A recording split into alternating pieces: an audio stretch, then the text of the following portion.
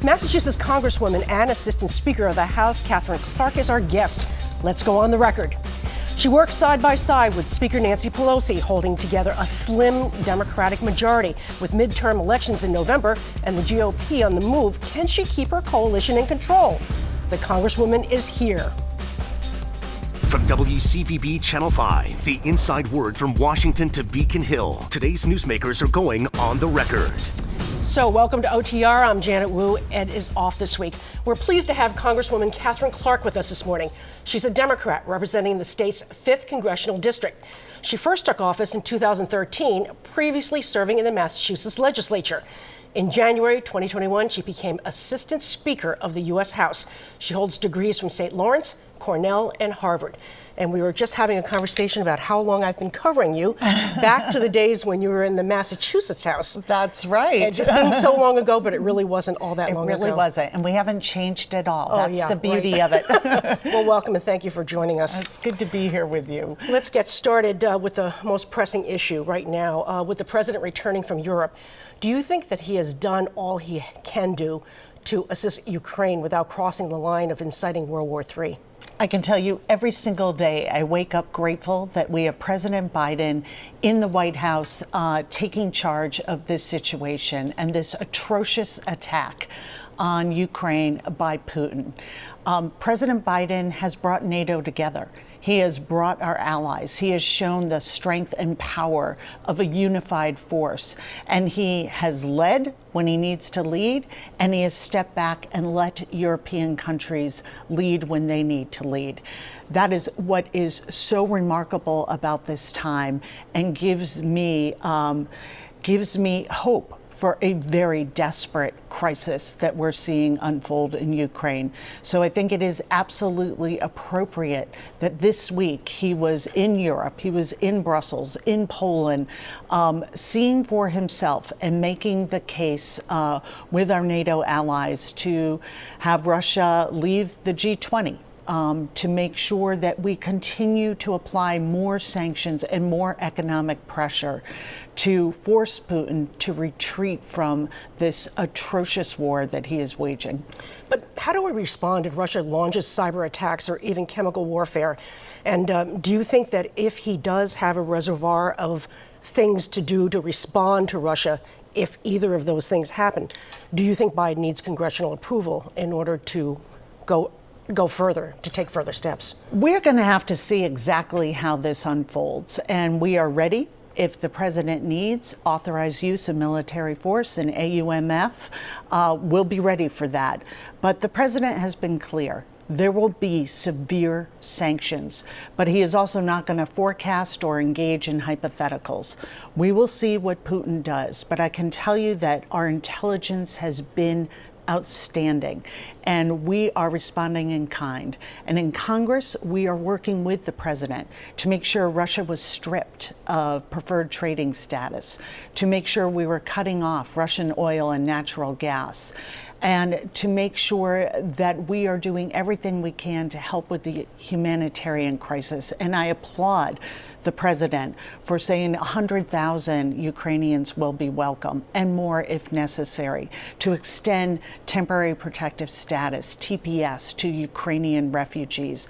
These are the ways that this country has always led in a crisis, and I am so grateful for President Biden's leadership in this time. I want to talk about the refugees, but I want to circle back to the chemical warfare and if there are cyber attacks. Do we do something more aggressive than what we've been doing now? Do we go beyond just sanctions? You know, I think the president has been clear that we will respond appropriately to what tools and devastating weaponry Putin may use. But our goal here is peace. Our goal here is prevention.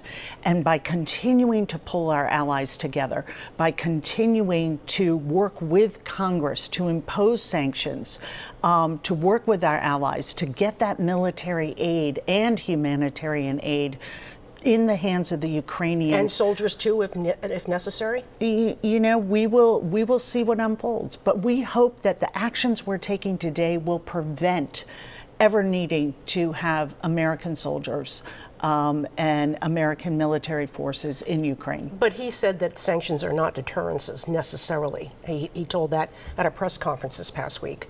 Do you think that they are deterrences? I think that the sanctions over time are going to make it very difficult for Putin to do two things.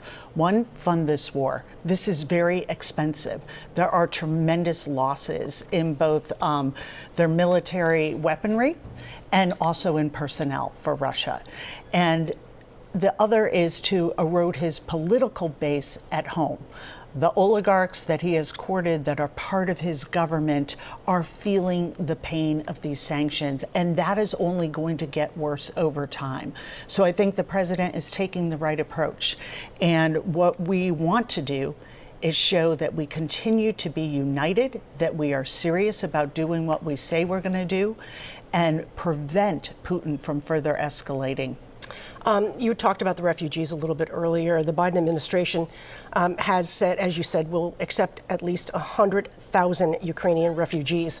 Considering that more than 3 million have already left the country and more than 10 million have already been displaced, some are arguing that we need to take in far more than 100,000. What your colleague, Senator Warren, said that she thinks that we've got to up that number significantly. Do you agree?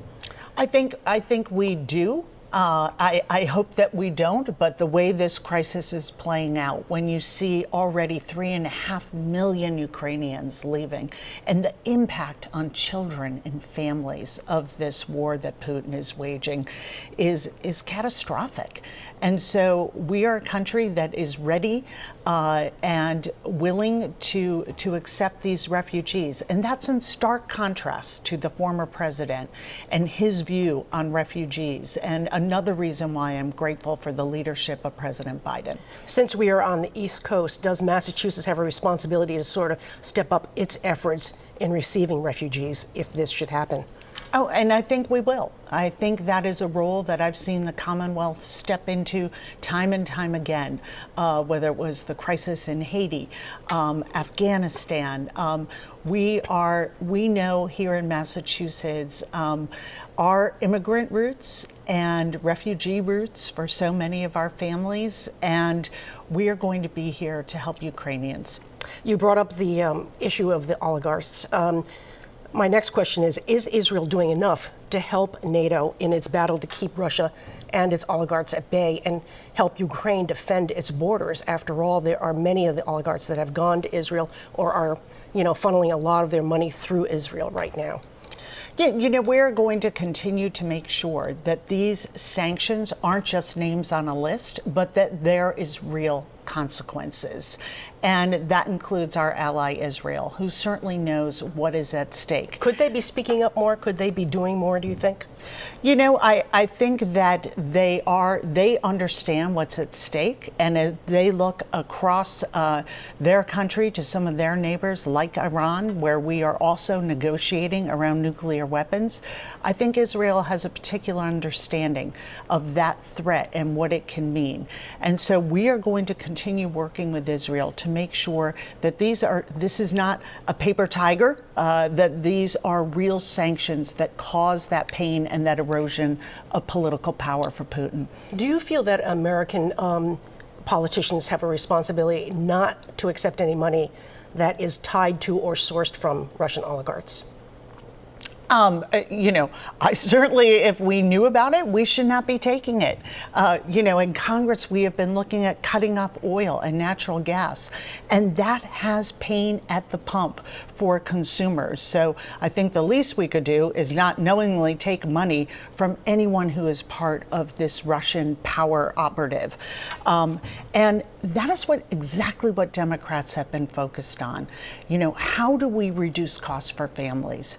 And we know that one of the real burdens right now is gas, and that is caused by Putin's war. That is caused by a global pandemic. And it is also caused by oil companies who are giving money to their shareholders instead of increasing what they're pumping and price and sending those reduced prices on to consumers. So we're going to continue to focus, like we did with the American Rescue Plan, like we've done around childcare and the cost of insulin and healthcare access and energy costs for weatherization and home heating oil, to reduce those costs for American families, because it really is a time of great challenge for them.